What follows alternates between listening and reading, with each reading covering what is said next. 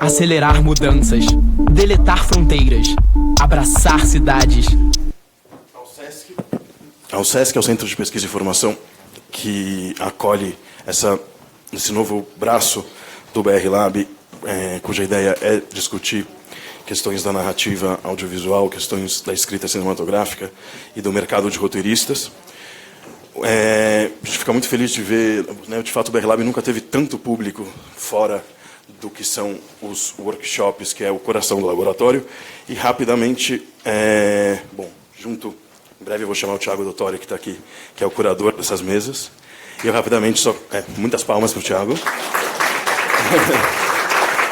E eu só queria agradecer a essas maravilhosas logomarcas que estão na tela, que fizeram tudo isso possível. A Oi, patrocinadora do BR Lab através do PROAC, ao SESC e à SPCine, que co-realizam um evento conosco. E o Thiago, que monta essa programação incrível. Muito obrigado. Obrigado, Rafa, por ter feito tudo isso. Não vamos repetir a mesma ladainha a cada mesa. Eu te amo. Eu vou falar muito menos ainda, porque eu sou o inimigo aqui. Eu sou o homem branco, cis, hétero. Enfim, então eu vou passar a bola aos nossos convidados, que são...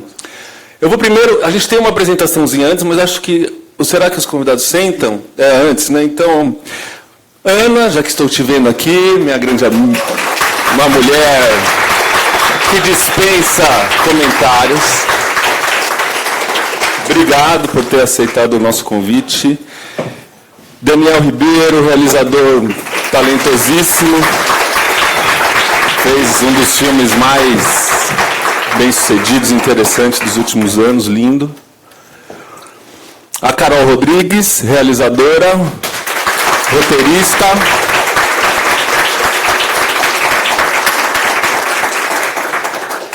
E a nossa mediadora, Iana Kossoi Paro, que está aqui, também grande roteirista. Ela é... Estou de costas, né? Ela tem o Coletivo Vermelha também, que discute questões relacionadas às mulheres no audiovisual, que é muito interessante. Eu estive num evento que elas realizaram, acho que o ano passado, foi muito bom. E antes da mesa começar... mediada pela Iana, a gente vai ter a presença do Renato Cândido, que é vice-presidente da Associação dos Profissionais do Audiovisual Negro, e ele vai falar durante uns 10 minutos uma apresentação representando a APAN. Bem-vindo. A gente escreveu juntos, Pedro e Bianca, muitos anos atrás. Valeu. Há muitos 5 anos atrás, né? Bom, eu sou o Renato Cândido, eu sou cineasta, também formado pela ECA, né? O Daniel, aqui a Carol, a Ana Mulaerte. Estou como vice-presidente da Associação de Profissionais do Audiovisual Negro, e o que a gente tem encabeçado e o que a gente tem colocado em discussão são ações afirmativas no audiovisual brasileiro. Isso no sentido nacional e regional também. Então, temos aí dialogado muito com a Ancine, a SAV, inclusive. Fomos lá em Brasília discutir o porquê, né, os editais afirmativos eles não foram colocados, né, nesse PROAV e tudo mais.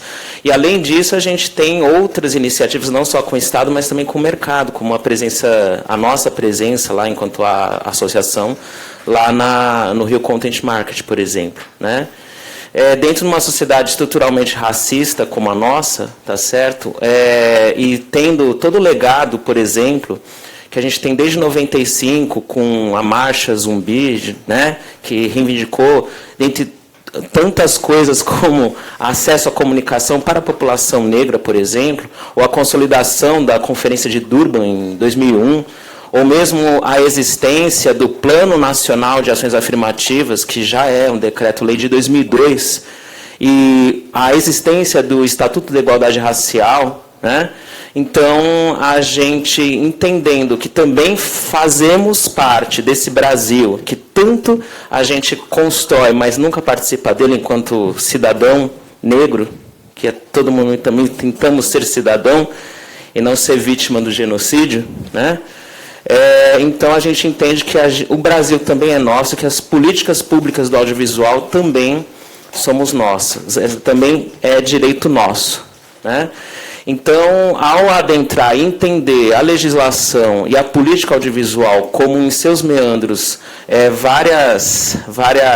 vários caminhos que valorizam a branquitude e não a nossa presença, tá certo? A gente tem o dever, enquanto realizadoras e realizadores audiovisuais, negras e negros, tá certo?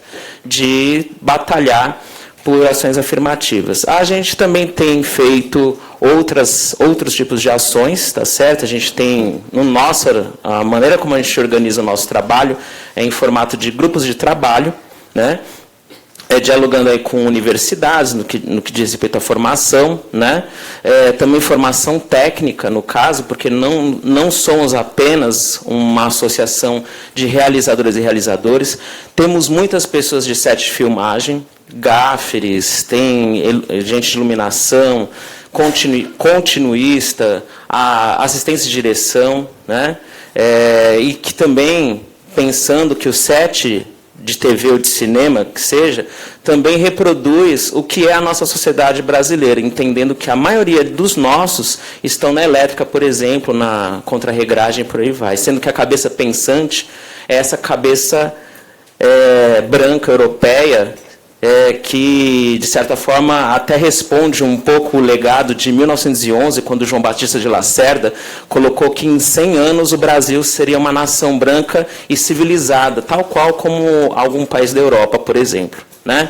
Então, a gente também fez intervenções, como, por exemplo, intervenções e diálogos, por exemplo, como aconteceu no Festival Internacional de Curtas-Metragens, tá certo? No que diz respeito à ausência de filmes de realizadoras e realizadores negros, e depois a gente questionou uma coisa um tanto perversa, que ocorre, por exemplo, anos depois, a gente fica fora da mostra principal, por exemplo. Aí, anos depois, chamam realizadoras negras e negros para participar de uma mesa paralela, né? Lembrando aqui até Lélia Gonzalez, por exemplo, o livro de 82, Lugar de Negro, a gente sempre, para o positivo ou para o negativo, assegura um lugar do negro, né? Para o bem ou para o mal, mas a gente assegura um lugar, e no audiovisual não é diferente também. Em Brasília também colocamos essa discussão em perspectiva de ações afirmativas. Também realizamos várias ações aí em relação ao FESPACO, né, o Festival de Cinema de Burkina Faso, que ele agrega, é o maior festival de cinema do continente africano. Fizemos o pitching junto ao pessoal lá do Afro Carioca, do Zózimo Bubu, Encontro de Cinema Negro, né, do Afro Carioca, que foi bem interessante, foi, diria, um sucesso, né? Foi muito legal a troca de experiências e projetos, não só com cineastas negras e negros do Brasil, mas também com da diáspora, né? O pessoal do Caribe, pessoal do Senegal, pessoal da Costa do Marfim, né? E a gente tem esse trabalho. Carol também faz parte da PAN, né? E a gente, aí, quem se identificar com a luta, por favor, sintam à vontade lá de mandar o requisito de associação para a nossa associação, e a gente tem batalhado por isso, né? E, além disso, individualmente, cada um também tem feito os ditames da PAN, aí, no sentido de audiovisual. Nós também, individualmente, eu como professor universitário da área de audiovisual, né, também tenho trabalhado, a Viviane como presidenta da associação.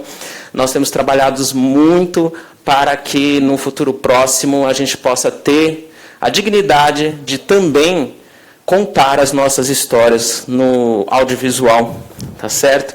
Então, é isso, eu agradeço a mesa, tá certo? Carol, Daniel, Ana, Iana, tá certo? E aí, por favor, eu vou passar a palavra à sua pessoa, Iana. Obrigada.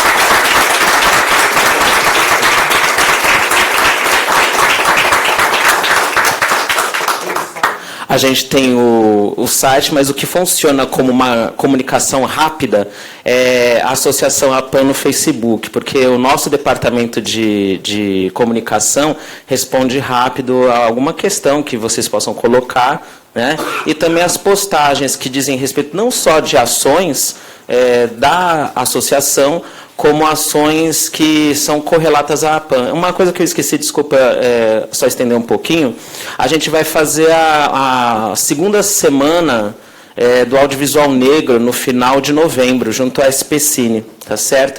Então, essa semana vai ter mostras de filmes de realizadores e realizadores negros, vai ter longa do pessoal que exibiu no Encontro de Cinema Negro, a gente vai ter lab Negras Narrativas, ou seja, o pessoal já mandou projeto e já está em processo de avaliação, e a gente vai selecionar esses projetos para ter uma melhora, para ter uma melhora tanto de roteiro quanto de apresentação para pitching, vai ter pitching também. E aí a gente também tem as masterclass, ou seja, a gente vai fazer a primeira masterclass sobre ações afirmativas no audiovisual. Também realizaremos estudos de caso com a presença do Gabriel Martins e o André Novaes, do Filmes de Plástico, e a gente vai fazer uma masterclass com a Muriel, esqueci o sobrenome dela, mas ela é lá do H-Lab, tá certo? Lá do pessoal do laboratório vinculado ao FESPACO, tá certo? Então, fiquem aí, logo, logo vocês vão receber novidades a respeito da segunda semana do Audiovisual Negro da cidade de São Paulo. Obrigado.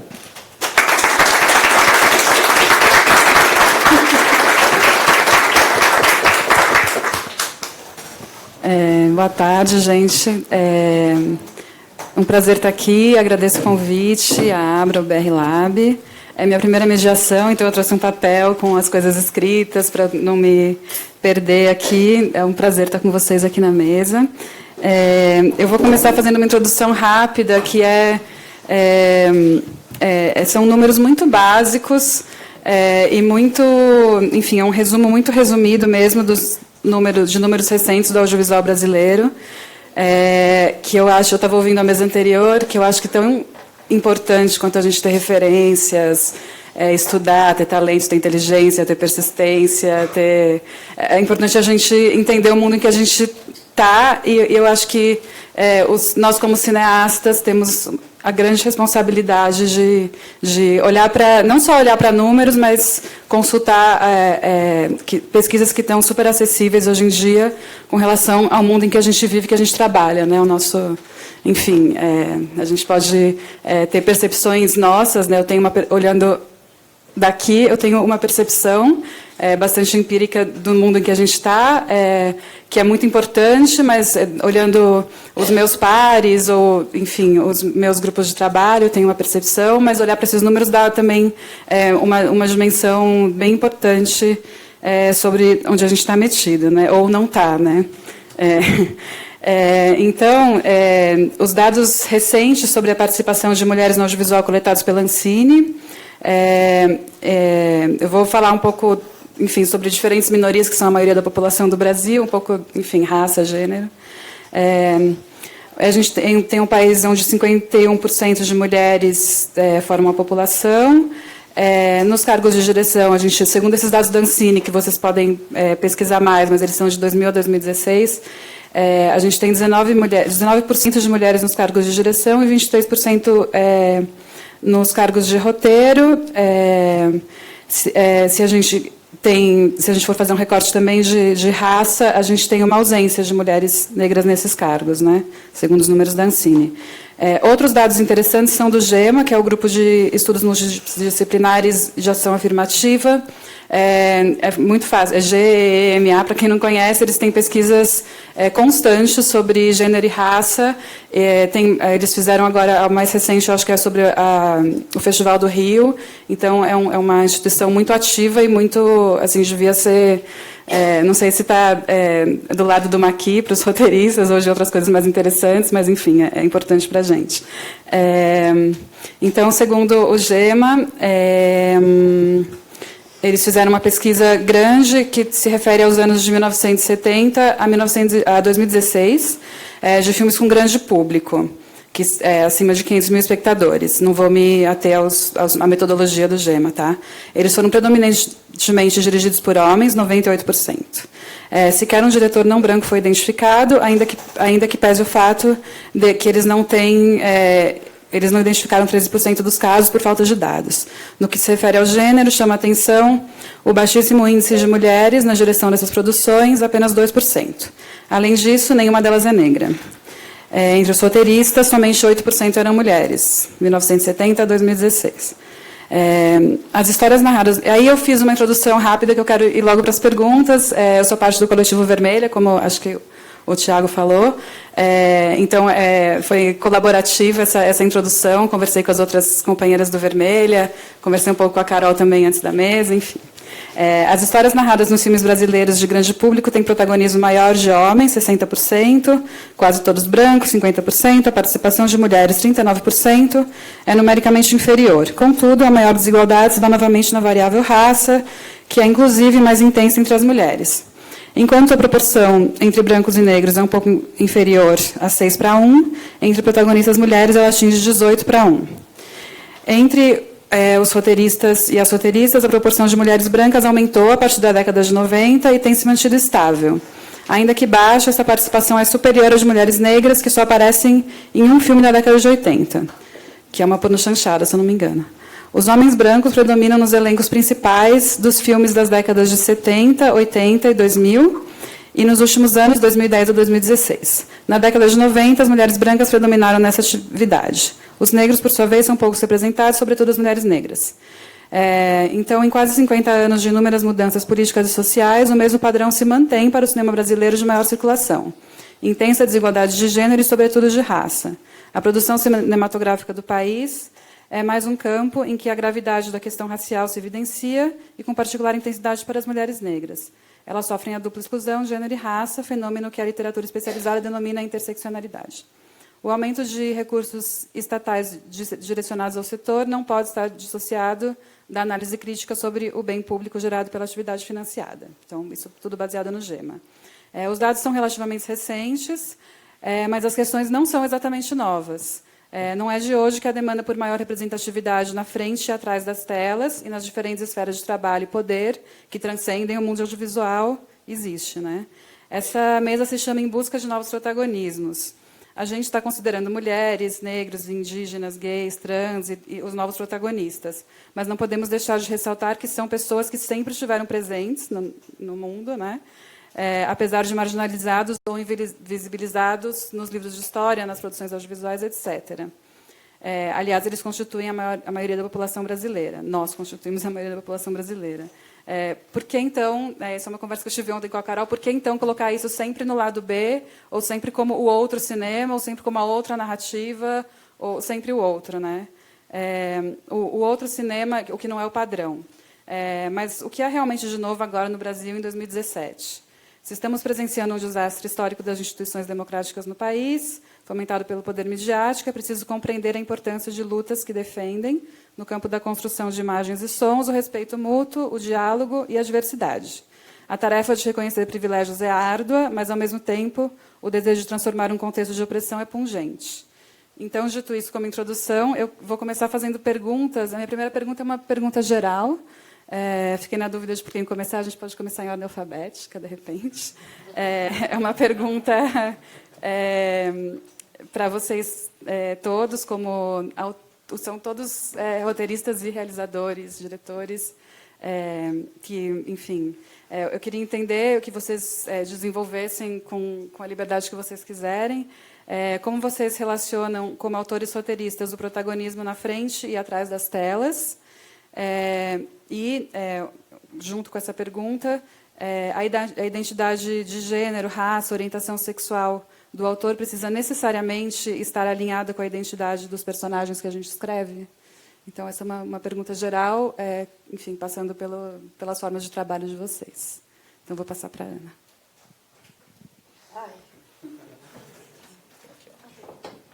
Espera aí, vamos retomar a pergunta, que já é muito longa. Então, como vocês relacionam o protagonismo, esses novos protagonismos dos quais a gente está falando, na frente e atrás das telas? Se tem alguma relação entre ter mais protagonistas mulheres nas telas, por exemplo, com terem mais realizadoras mulheres, roteiristas mulheres? Então, deixa eu responder primeiro Tá. essa parte, porque são duas perguntas, na verdade. Isso. Não, eu acho, primeiro, interessante, assim, a partir de todo esse debate, é quase que dizer que eu acho que de uns, não sei se 5 anos ou 10 anos para cá, ou 15 exatamente, eu acho que a internet propiciou quase que um acordar. Porque essa tal minoria, que é a maioria, a gente veio sendo comandada pelos brancos héteros, ricos. Há muito tempo, assim, Simone de Beauvoir já falava disso, mas parecia que a gente não estava vendo. Eu acho que 2015 para cá foi uma explosão na questão da mulher no mundo e na questão negra no Brasil, porque nos Estados Unidos já tinha começado bem antes, né? Isso é uma luta lá que já tem uma outra. Mas o fato é que eu sinto o mundo inteiro na mesma acordamento. É quase esses dados, eles são chocantes, mas eles também são óbvios, que não tinha nenhuma mulher no cinema novo dirigindo, que não tinha nenhum negro dirigindo, que não tinha. Era tão óbvio que a gente nem estava vendo, assim. Então, eu acho que hoje existe, assim, primeiro reconhecer que é um momento de acordar, assim, e que graças a Deus estamos acordando e vamos começar a mexer, e a coisa é complexa, porque a gente está falando, na verdade, da mente, né? Porque tudo esse padrão que veio, ele acontece dentro da gente. Se ele não acontecesse dentro da gente, a gente não respeitava. E, de alguma maneira, a gente respeita, né? Então, a questão do protagonismo dentro... Por exemplo, você fez essa pesquisa aí no Brasil, a Gema. Eu fiz, em 2015, rapidamente, um levantamento dos filmes vencedores do Oscar, de 60 a 2016, que dava 56 anos, e apenas 4 são protagonizados por mulheres. 52 por homens. Então, assim, olha... Então, é óbvio que o ator ganha mais do que a atriz. E aí, quando a Patrícia Arquette foi lá e falou, olha, que loucura, mas quase que parecia normal. Mas é porque o filme protagonizado por mulher vale menos. E aí, claro, a empresa toda que distribui também é de homem. Tem que botar a distribuidora aí também, que eu só conheço a Silvinha.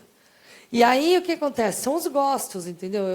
Eu tenho um amigo que foi, uma vez, da banca da Petrobras, e os cariocas, e os jurados eram todos cariocas. E aí entravam os concorrentes, e todos que não eram cariocas, os cariocas não achavam legal, porque eles queriam projetos cariocas como eles. Então, assim, para a gente mudar o protagonista, você tem que mudar desde a banca do edital, a distribuidora, porque, na verdade, é quem vai fazer toda essa seleção, assim, né? Então, eu acho que sim, mas veja, por exemplo, eu que fiz um filme importante recentemente, protagonizado por mulher, e praticamente todo feito por uma mulher, assim, nos cargos criativos, fotografia, elenco, direção, montagem, por exemplo, e as atrizes principais mulheres, nem um minuto, é muito louco, isso foi em 2014. A gente parou e falou, nossa, esse é um filme de mulher. A gente não pensou isso. Na minha cabeça, era meio natural que a Jéssica fosse mulher, e eu lidei com a forma como eu vejo o mundo, e eu sou mulher, e eu vejo mulher como um ser humano de igual categoria do que homem, embora a sociedade não me veja assim, né? E a gente fez isso naturalmente. Quando o filme fez sucesso, isso surgiu já na primeira crítica, que foi em Sundance, e falando, inclusive, do teste Bechdel, eu imagino que todo mundo aqui conhece, eu não conhecia, foi quando eu descobri o teste Bechdel, né, que é um teste que mede o grau absurdo de machismo ou não, ou seja, de presença feminina na tela. A partir dali é que eu comecei a perceber que o nosso filme era feminino, feito por mulheres e feministas, né? E aí, e tudo bem. Só que, como o filme fez sucesso, ele entrou numa rota de poder, ali não tem mulher nenhuma, entendeu? Porque todos esses números, 17% de diretoras, se você puser o orçamento, vai dar menos de 17% do dinheiro. Porque os filmes caros são todos feitos por homem. Então, assim, a primeira coisa, eu acho que a gente tem, primeiro, que celebrar que a gente está conseguindo ver, sabe, que não tem diretores negros, que não tem diretoras negras, que não tem protagonistas negros, que não tem protagonistas femininas fora de um padrão. Tem institutos, inclusive, acho que é uma luta internacional. A Gina Davis, que não sei se vocês conhecem, é uma atriz que tem um instituto que mede presença feminina em tela. Ela, inclusive, tem um aplicativo onde ela diz o número de diálogos, porque às vezes tem mulher, mas não fala. Ou a posição que ela tá. A mulher é normal ser secretária, ser puta, ser mãe, mas assim, ser ela a heroína, né, o sujeito da história, não. Então, e também a forma como é sempre vista, porque as mulheres em cinema são sempre lindas, esquálidas, cabelo liso, isso, aquilo. E também isso também é uma grande questão, como representa a partir de padrões que são opressivos também. Então, é uma questão complexa, né? Mas eu acho que primeiro eu queria dizer isso. Eu acho que a gente está aqui, estamos vendo uma série de coisas muito erradas, porém também podemos celebrar que estamos vendo, e estamos vendo coletivamente. Eu acho que é muito pouco tempo. Eu acho que a própria estudo da Ancine, a formação de mulheres do audiovisual, tem 2 anos. Assim, então, acho que a gente está engatinhando, mas eu acho que a gente está evoluindo rápido, porque eu acho que, no fundo, entendeu? Eu quero chegar a um ponto, e talvez não seja para mim, seja para um neto, ou para um filho, onde não haja mais o cinema da mulher, o cinema do negro, o cinema do gay. Eu queria ver o cinema, e onde todas as pessoas pudessem estar representadas por assim, porque hoje o audiovisual é uma arma poderosíssima, talvez como nunca na história também. Por exemplo, é como se alfabetizar, porque a gente é quase que mexer na estrutura do cérebro, né? Então, eu acho que o protagonismo na tela e fora da tela é todo um processo, né, da gente querer fazer e também atingir lugares de poder. Porque, enquanto a gente tiver... como eu apresento um programa de mulheres no Canal Brasil, que é só filmes femininos, e a primeira entrevista, uma das primeiras que eu fiz, foi com a Ana Carolina, e ela é uma cineasta mais velha, acho até que está com dificuldade de filmar, mas muito genial, que fez filmes incríveis. O Mar de Rosas, eu acho uma obra-prima, e ela de cara falou: não vem com esse papo de cinema de mulher, isso aí é coisa para criancinhas, sabe? Ela ainda falou para o cara do Canal Brasil: não fica botando a gente no canteirinho ali da esquina, não. Eu faço cinema, eu não quero estar confinado. Agora, eu acho que nesse momento é um momento, sim, da gente estar falando de cinema de mulher, de cinema tanto do protagonismo quanto das equipes, mas eu acho que, claro, no futuro, eu não sei quanto, eu gostaria que tudo isso tivesse diluído, ou seja, que a população pudesse se ver representada no tamanho da diversidade que nós somos, e não naquele velho samba de uma nota só, mulher loira, homem branco, homem rico, mulher submissa, que a gente vem estranhamente, eu acho, até muito pouco tempo atrás. Segunda parte. A gente pode fazer... É que é muito colada nessa primeira e tem a ver com a última coisa que você falou também, com essa ideia de mulher ter que falar de mulher e fazer cinema de mulher. Né? Ninguém pergunta para um homem como é fazer um cinema de homem branco. Né? Ninguém faz essa pergunta. Exatamente. Nunca. É como se o cinema é deles. Nós é o cinema de mulher, o cinema de negro, o cinema... É o outro, aquilo que eu falei. Né? É meio café com leite. Todos nós somos café com leite. Porque se botar mulher e negro, dá quanto? 90% do Brasil. 90% do Brasil é café com leite. Não, né? Então, eu queria... Então, que é uma continuação, então aí depois a gente passa para vocês também. Entender se essas identidades, né, sejam elas de gênero, de raça, de orientação sexual, se como, né, pensando na gente como roteirista, se necessariamente essas identidades nossas como roteiristas, elas precisam estar alinhadas com as identidades dos personagens, né? Se isso não é uma pergunta de sim ou não, mas é para desenvolver sobre esse tema, né? Então, porque existe você falando, né? O seu filme, né, você não pensou, vou fazer um filme sobre mulheres com mulheres, estava na sua pauta, mas as mulheres do Que Horas Ela Volta não são necessariamente parecidas com você, né? Então, até que ponto as nossas identidades como roteiristas precisam estar alinhadas com as identidades dos personagens? E só elaborando um pouco mais, pensando como roteirista, a gente tem alguns elementos com os quais trabalhar, né? Às vezes a gente trabalha a partir da experiência, mas a gente também tem a vantagem de poder trabalhar a partir da pesquisa, né? A gente não precisa necessariamente só escrever sobre aquilo que a gente viveu, senão ia ter, enfim, ficção científica, filme com bicho, suicídio, né? Então, nessa negociação entre experiência e pesquisa, como que se dá a relação do roteirista com os personagens na experiência de vocês? Bem, eu acho que é preciso muita delicadeza. Se você não for alguém que é muito parecido com você, eu não costumo trabalhar com personagens que saem de mim puramente, enfim. Então, nunca é. É preciso delicadeza, porque eu acho que a gente... E isso a gente pode falar sobre o cinema até pouco tempo atrás, no cinema branco, hétero, masculino, como ele representou a mulher, por exemplo. Olha que perigo. Entendeu? Essa mulher que nós deveríamos ser, e ninguém aqui é, eles que inventaram. E a gente teve que cumprir. Então, eu nunca estou bem, porque eu nunca sou a Cameron Diaz. Nem ninguém aqui, né? Então, isso é um perigo. Agora, claro, agora a gente está atento. Eu acho que é necessário muita delicadeza. Por exemplo, nenhuma daquelas personagens sou eu, realmente, ou talvez todas sejam eu, em partes. Mas não foi fácil ir para a cozinha, uma vez que eu nasci na sala. Não foi assim, eu vou lá e sei como é que é. Foi um trabalho de 20 anos. Porque a minha primeira visão da empregada veio da sala, onde eu nasci. Então, só que eu reconheci isso. Isso não é o que eu tenho que fazer. Porque isso vai ser, de novo, um reforçamento da visão branca da escravizaura. Assim, então, aí é um trabalho que não é fácil, não. Não é fácil. Você chegar a entender...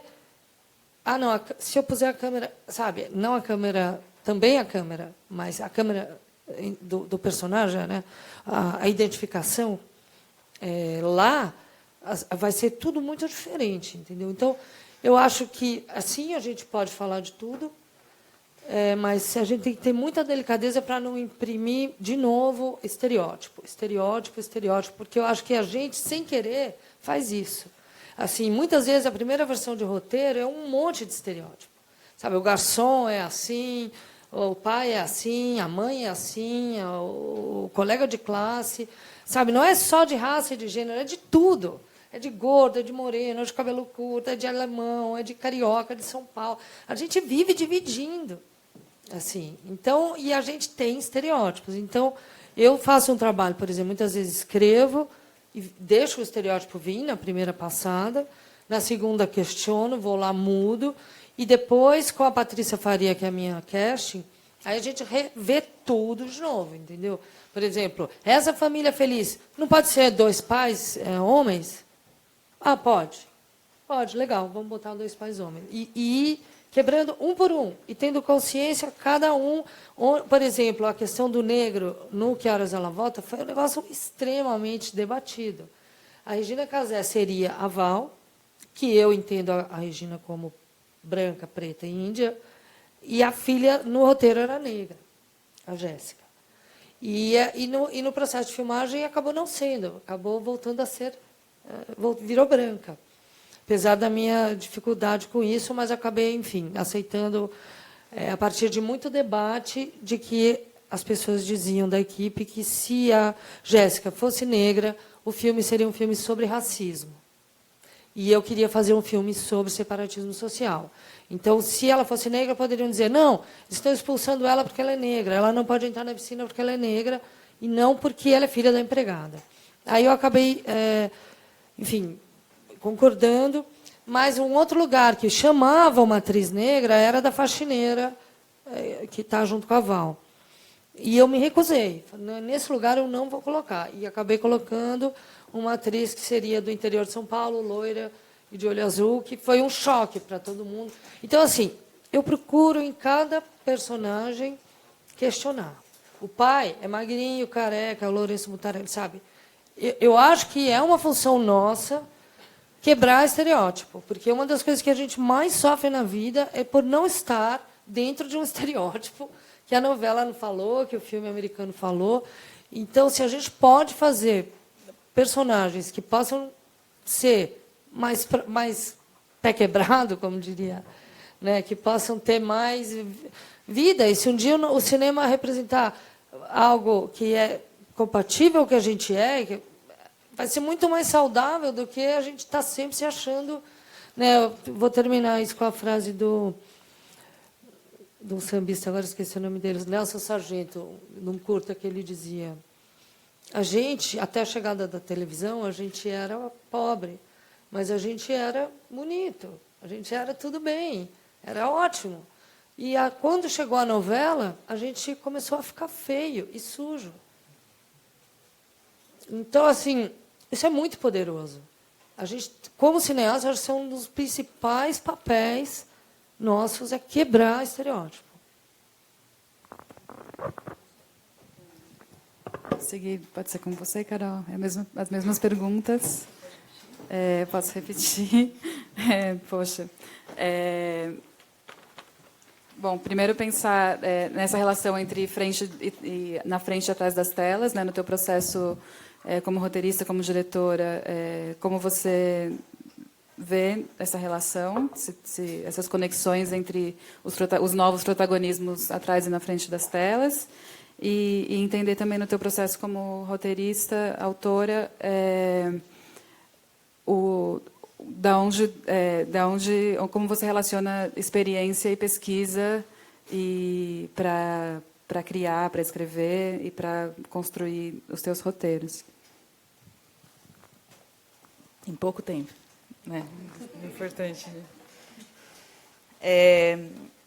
Não, é que eu acho que são várias questões. Eu vou tentar dialogar com a Ana, porque eu acho que ela trouxe vários debates que são fundamentais, assim, e que você apresentou também no início, que eu acho que a gente tem que partir desse princípio de que, na verdade, essa segmentação, né, entre o cinema negro, o cinema de mulheres, o cinema LGBT, na verdade, não é uma classificação que a gente colocou, né? É uma classificação que foi dada para desmoralizar fazer um filme sobre homens, por exemplo. Em nenhum momento está dizendo sobre isso. Isso não é isso é uma falsa polêmica.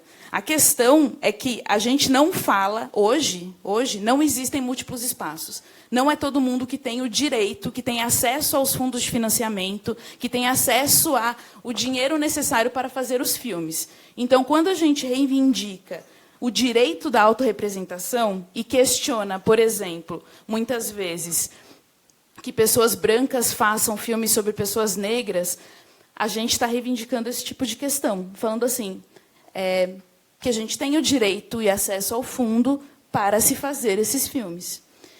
Então, por quê? Quando você tem esse monopólio de a maioria serem homens brancos heterossexuais fazendo cinema, o que você tem é o cinema como uma caixa de ressonância de estereótipos, que é o que você colocou. Você cria esse imaginário em que é legítimo que a polícia entre dentro das favelas e taque o terror. Você cria o imaginário que a tortura de um prisioneiro é legítima para combater o crime. Você cria o imaginário de que todos os negros, de fato, ou vão para a criminalidade, ou não. Assim, não, mas, assim, na verdade, você cria o imaginário de que é só uma pequena porcentagem, por um acaso, como no caso de Cidade de Deus, né, por um acaso, que não recai na criminalidade. Mas é um mundo fechado em si mesmo, animalizado. Então, essa caixa de estereótipos que você colocou, acho muito bem, Ana, de que é a nossa função combatê-la, a gente só vai conseguir fazer isso trazendo novos atores para a produção. E não só para a produção, mas para todas as instâncias, né? Para a curadoria, para os pareceristas dos editais, para os distribuidores, para todos os lugares. E multiplicar laboratórios, multiplicar uma série de iniciativas nesse sentido. Porque aí eu entro nessa pergunta, desculpa essa longa introdução, mas... Oi? Não, a pergunta é só um pretexto para vocês falarem. Então, tudo bem. Não, é porque aí é justamente... A gente traz uma renovação das narrativas e, obviamente, que o primeiro passo vai ser você trazer muito de si mesmo. Todos os meus filmes, assim, eu pelo menos os projetos que eu tenho, eu sou uma nova realizadora, todos eles dialogam diretamente com a minha história, a história da minha família, as contradições da minha família, porque eu acho que, vindo de uma família indígena e negra, com o colorismo super perpassando todos os graus possíveis, obviamente traz muitas contradições que é interessante você tentar explorar isso de forma imagética, porque eu sei que isso vai dialogar com outras famílias também. Quando eu fiz um filme sobre uma garota negra que faz um aborto clandestino. Esse filme, quando eu tive uma experiência de passar em muitos lugares, passar em vários lugares, em escolas, ocupações, sindicatos, cinema também, festivais. Mas uma coisa que eu achava muito interessante era a reação de muitas mulheres que vinham ao final conversar comigo e contarem para mim casos que elas fizeram um aborto. E aí eu pensava justamente sobre a questão do silenciamento. E como é importante a gente compartilhar nossas histórias, porque você percebe que você não está sozinha, que você é digna de direito, que a sua história está dentro de muitas outras pessoas, e que vocês juntos podem encontrar um espaço incrível, potente, para não só criar o imaginário, mas inventar o mundo, inventar o futuro. Porque eu acho que, em última instância, e podem me chamar do que quiser em relação a isso, mas o nosso trabalho é imaginar o mundo que a gente quer viver. É isso. A Boneca e Silêncio, o filme, tá? Para quem quiser assistir. Vou passar para o Daniel. Quer que eu repita a pergunta? É que já até mudou a pergunta, né? Já foi no outro lugar. Gente, fala sobre o que vocês quiserem, basicamente. É só um ponto de partida para, de alguma forma, chegar no processo criativo de vocês. Eu não sei, é muito difícil atualmente debater, eu acho, vir aqui falar em público, aí está passando na internet também, então e a gente sabe o que pode virar, né, debates, tipo, vão para os lugares que de repente... E é muito difícil falar também, que a gente está aqui, a gente está nervoso, a gente vai pensando, aí tem um fluxo de pensamentos, a gente fala uma coisa que é mal interpretada, então é sempre muito tenso, acho que hoje em dia, qualquer debate público, assim. E aqui ouvindo também, eu vou ficando tenso, pensando sobre o que eu posso falar, o que eu não posso falar, mas, enfim, uma coisa que... Eu trabalho com a Diana Almeida, que é a produtora, e a gente sempre, e eu e ela, a gente sempre gostou de debater muito, a gente conversa muito, a gente fala muito sobre tudo o tempo todo. A gente passa o dia inteiro no telefone, assim, por muito tempo a gente não tinha uma produtora no espaço físico, então a gente vivia a produtora era o celular, então a gente ficava se falando o dia inteiro, como se tivesse um na mesa. A gente sempre debateu muito todas essas questões. E sempre foi muito estimulante, assim, pensar sobre tudo, tal, sobre essas questões de diversidade e tal. Porque a gente fazia filme, na verdade, sempre fizemos os primeiros filmes que a gente fez, tinham a questão do personagem gay. Então isso acho que era o fio que fazia a gente estar sempre questionando sobre o que a gente estava falando e até essa coisa de equipe e tal. Tem uma coisa da equipe que é, pensando no primeiro filme, que a gente não pensava sobre isso na época, mas a equipe do nosso longa, ela é basicamente composto por mulher e gay.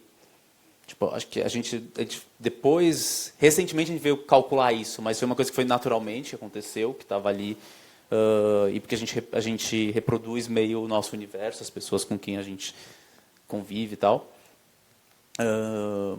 A gente não tinha negros na equipe, então acho que foi uma questão que que depois, quando a gente foi parar para pensar, a gente falou, nossa, a gente reproduziu a gente aqui, que de alguma forma estamos nos setores oprimidos da sociedade, então, só que é isso, a gente também não colocou a questão, enfim, como também a gente fez sem pensar, isso que eu falo, a gente reproduziu ali o nosso, então tinha uma coisa positiva ali, mesmo sem a gente pensar, já estava ali acho que tanto nas telas representando um pouco a gente, e na equipe também tinha...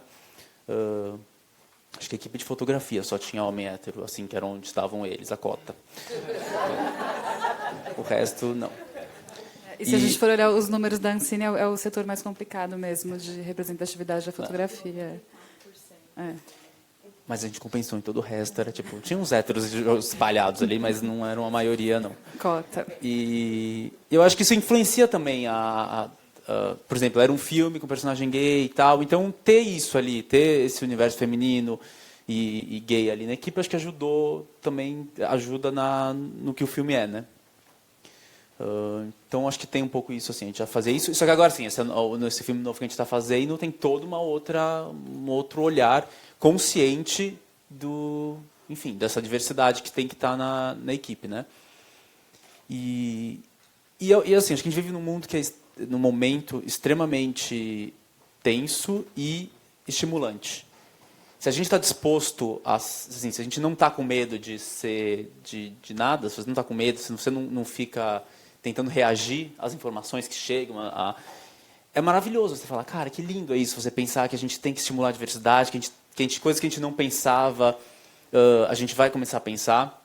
Acho que eu tenho a sensação de que não adianta ficar pedindo desculpa pelo que a gente não fez em algum momento, né? Tipo, o outro filme foi isso, era outra época que a gente fez, agora a gente tem uma responsabilidade, porque o mundo está debatendo certas coisas e a gente é responsável por isso. Então, eu acho que, sei lá, e isso que eu falei, eu e a Diana, a gente vive conversando sobre isso e é muito estimulante, assim, esse filme novo, sei lá, a gente está há 2 anos falando sobre isso, basicamente, assim, depois que essa questão das mulheres, dos negros que surgiu recentemente, esse debate todo veio muito forte. E a gente está fazendo um filme com personagem trans, então entra outra coisa ali que é... Então é uma tensão o tempo todo, assim, a gente está 2 anos, é estressante e ao mesmo tempo é muito estimulante. A gente está tentando fazer da melhor forma possível o que a gente pode, sabendo que a gente vai errar também, sabendo que vai chegar um momento que vai ser, faltou isso, faltou aquilo, mas enfim, também a gente está lá nessa busca, porque é isso, é estimulante você pensar que, cara, a gente está tentando transformar o mundo e é dentro das equipes e além do que a gente está fazendo nas telas, né, o que a gente está criando, também tem que estar representado. Amanda e Caio, né, o filme. Eu falei, como eu não te conheci, eu falei com a Diana um pouquinho. Ela me contou que você... para não ser tão geral. E aí, já que você começou a falar, e tentando puxar um pouco para a questão do roteiro, o roteiro é seu, do filme. E eu queria entender, porque você está falando de um universo que não é o seu universo. Então, eu queria entender o teu universo imediato, mas existe alguma coisa de muito universal em ter uma história de amor num filme, porque até onde eu entendi é uma história de amor. Então, eu queria que você falasse um pouco sobre o processo de escrita do roteiro, de composição de personagens, nessas 2 chaves, né, entre o universal e o que é o diferente. Então, porque aí seria a segunda pergunta falar sobre isso, que quando a Diana, ela pegou uma matéria de jornal que era de um casal trans, um menino trans, uma menina trans, que se conheciam na clínica de tratamento hormonal, e ela falou, gente, essa história você podia escrever. Foi em 2000, foi logo quando a gente estava fazendo o Hoje Eu Quero Votar Sozinho, foi nessa época. Ela falou, essa história acho que ficaria, seria, sei lá, tem a sua cara, daria certo. Então a gente ficou com essa história naquela época. E o mundo se transformou completamente desde então, porque a gente começou a trabalhar nessa história e tal, e de repente chega num lugar que é essa questão do você pode ou não pode falar sobre o seu universo, e é isso, a gente está nesse dilema o tempo todo, assim, o que eu escrevi esse roteiro, que é uma história, o tema é universal, eu acho que os personagens não são, enfim, não me representam exatamente, mas o tema universal, que é uma história de amor e uma história de separação, mais ou menos, né? Enfim, é um monte de coisa ali. Mas tem muitos temas ali que são os temas que é onde eu me conecto com os personagens. Então eu tento, acho que esse é o meu lugar ali de quando eu estou criando e tal. Estou contando essa história universal, que qualquer pessoa passa por aquelas questões. E o que aconteceria se esses personagens fossem trans? Acho que tem essa conexão. E aí vem da pesquisa, vem de falar com um monte de gente, vem de assistir um monte de coisa, vem de ler e vem de, enfim, de de tentar entender aquele universo e tentar ir conectando. E agora, que é o que a gente está no processo de seleção do elenco, e de equipe também, vem de trazer esse universo. Assim. E isso foi uma coisa que transformou muito, que eu acho que, e que isso que eu falo que é estimulante a gente viver nesse mundo que está o tempo todo apontando para nossa cara, falando assim, tem certeza que você está fazendo, não está faltando nada aí, você não está prestando atenção no que você está fazendo.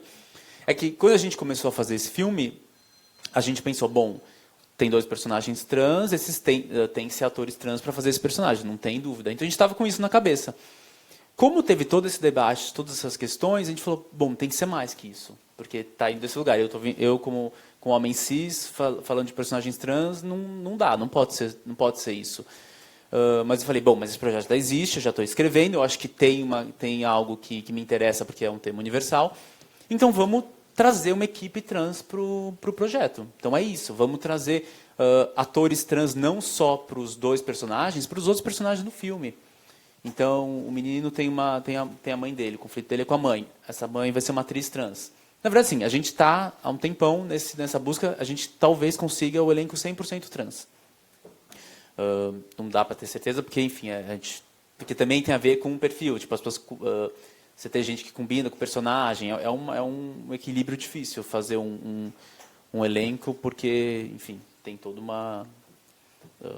Enfim, as pessoas têm que, sei lá, uma família para ter que parecer uma família, né? Eu estava falando isso. Enfim, aí a gente pensou nisso e a gente falou, e a gente tem que ter uma equipe trans também no filme. Então a gente abriu na internet, chamou pessoas, falou, que a gente estava buscando equipe e elenco para pessoas trans. Então muita gente se inscreveu, tinha 600 pessoas mandaram para a gente. Então tem muita gente e a gente está meio tentando falar, toda a equipe tem que ter uma pessoa trans, então na fotografia, na montagem, na direção de arte, a gente está trazendo, porque aí dessa forma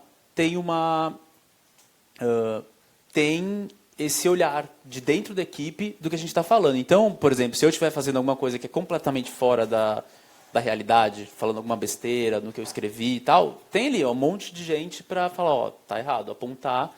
E também está aberto para isso, eu acho. Tem que estar aberto para essas críticas. Isso vai necessariamente passar pelo roteiro também. E pelo roteiro também, porque vai começar agora, a gente também está fechando o elenco, acho que vai ter esse feedback muito grande deles ali, das histórias. A gente já teve leitura com jovens trans para eles falarem sobre o que eles achavam, se tinha coisa que estava fora, que não era real, tal. Não teve... Porque também o tema é muito universal, então acho que, de certa forma, não tem poucas coisas que são muito específicas. Mas, enfim, teve algumas coisas que eles falaram, isso aqui é de outro jeito, isso aqui seria melhor não, tem que ter mais isso aqui. Então, teve uns debates que foram muito positivos e que vão influenciar o roteiro, com certeza. Só pegando esse gancho, porque a Carol também está trabalhando no primeiro filme longa-metragem dela, que chama As Crianças. Só explicando, né? Que ele traz a história de 2 personagens, uma garota negra de pele clara e uma negra de pele escura, que voltam a se encontrar depois de anos sem se ver, sendo que no passado uma delas era filha da empregada e a outra era filha da patroa, mas elas são primas de 2º grau, elas são da mesma família. E aí elas voltam a morar juntas e questões raciais e de classe vêm à tona nesse espaço dessa casa. Essa história ela é muito inspirada na minha própria família, nessas questões que eu tinha falado antes, nessas contradições que tem muito a ver com a história negra no Brasil e o período dos anos 80, que muita gente acabou tendo ascensão social e acabou ocupando faixas médias, né, de classe média, e acabaram, no caso da minha família, indo buscar no interior, pessoas indo buscar no interior familiares para trabalhar nas suas casas. Então, é um pouco isso. E na verdade, no filme, uma forma, na verdade, ressoa algumas questões até que o Que Horas Ela Volta trazem, mas é muito mais essa busca desse afeto entre essas duas meninas que foram criadas juntas e como elas podem buscar uma forma de existir juntas no mundo e o que limita ou o que faz com que elas, muitas vezes, reproduzam, mesmo sem querer, essa violência uma contra a outra. Então, eu acho que ele, pelo menos, ele não busca ser um filme aparentemente trazendo uma questão de violência, num primeiro momento, né, porque, afinal de contas, tem a perversidade do colorismo e do racismo dentro de uma mesma família, mas ele, essencialmente, é a busca desse afeto, assim, essa busca desse amor que foge à questão heteronormativa, que muitas vezes é construída em torno do ideal do amor romântico, né? Quando a gente está, então, o filme, ele é um pouco disso, assim, sabe? Contradições em relação à questão da identidade, mas também como nós podemos amar e construir na nossa luta conjunta, ombro a ombro, buscando construir esse novo mundo, a partir da destruição desse. Pelo menos o filme vai nesse caminho.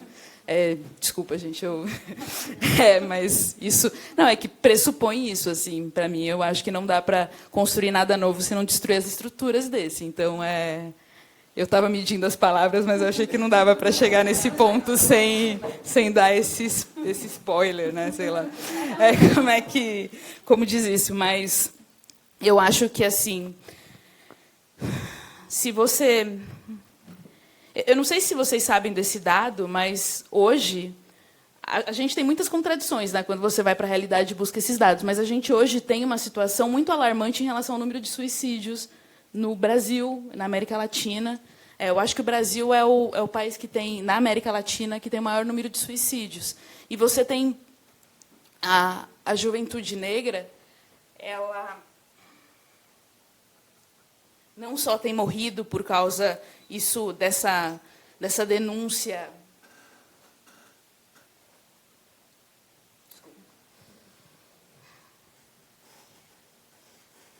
Mas essa é uma questão, né? E eu acho que o cinema, nesse sentido, ele tem um papel fundamental de...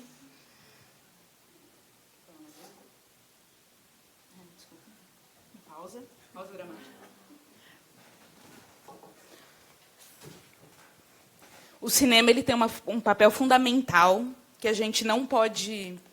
Eu sei que a gente, muitas vezes, quer falar sobre várias coisas. Assim, eu adoro filme de terror, eu sonho em fazer um filme de terror. Né, eu cresci com Sessão da Tarde, cresci com um monte de coisa. Então, assim, são minhas referências, sabe? Então, também também trabalho, né? Trabalho em séries. Mas eu acho que a gente tem um dever, e eu acho que é um dever que a gente honra, né, de trazer as nossas narrativas como um espaço de acolhimento, como um espaço em que você olhe e diga aquilo que eu tinha dito antes, mas que você olhe e diga, eu não estou sozinho, eu posso encontrar alguém como eu sou digno... Difícil falar essas coisas.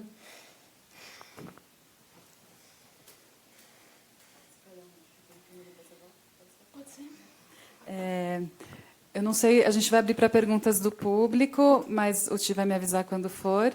Eu vou aproveitar para fazer mais uma pergunta para a Ana, então, que eu já te ouvi falando sobre isso.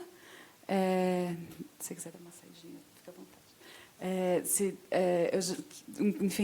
Já te ouvi falar muitas vezes, em diferentes ocasiões, sobre o teu processo como roteirista, autor, enfim. E aí coincidiu com... quando eu estava, enfim, pensando sobre a mesa e elaborando o que eu ia perguntar para vocês e por que caminhos a gente ia, eu estava conversando com as outras meninas do Coletivo Vermelha sobre essa... porque eu fiquei muito nos novos protagonistas e o que é novo, né? E a Manu falou, a Manu que é do coletivo também, falou, nossa, a Laura Mulvey já falava sobre as mesmas questões que a gente fala hoje nos anos 70.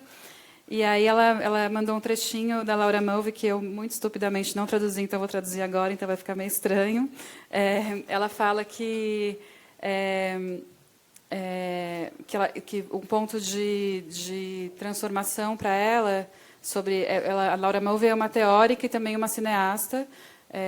Então ela falou que a partir do contato com o movimento de mulheres, movimento feminista, especificamente, enfim, nos anos 70, ela fala que foi possível para ela não só sentir que ela podia escrever, mas sentir que ela também que também valia a pena ela dizer alguma coisa. Então ela antes ela não sentia que ela tinha muito para dizer. Mas nesse ponto, em contato com outras mulheres, isso mudou bastante, né? Então, não só que ela podia escrever e realizar filmes, mas também que ela podia que o que ela tinha para dizer era importante. E aí, então isso como um ponto importante de transformação para ela como autora. E aí eu queria entender, não exatamente quando você entendeu que você tinha alguma coisa para dizer, pode passar por aí também. Mas, enfim, isso era uma pergunta.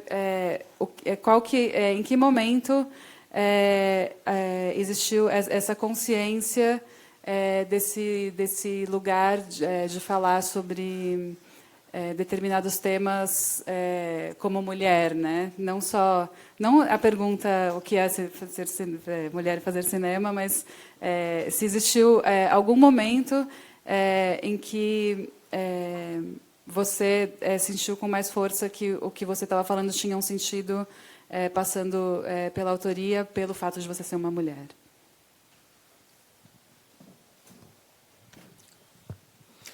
Olha, eu nasci em 64. Eu me lembro criança, eu era muito feminista mesmo.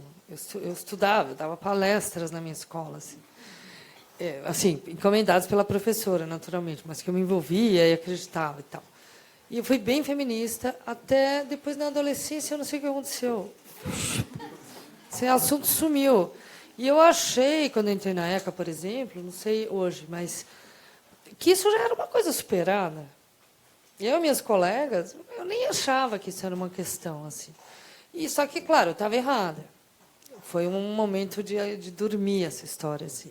Mas quando eu resolvi fazer longa, eu falei, bom, mas eu vou fazer que tipo de filme? Eu não sei que tipo de filme, eu nunca fiz. E eu encanei e entrei numa de fazer contos. Eu vou fazer muitos contos.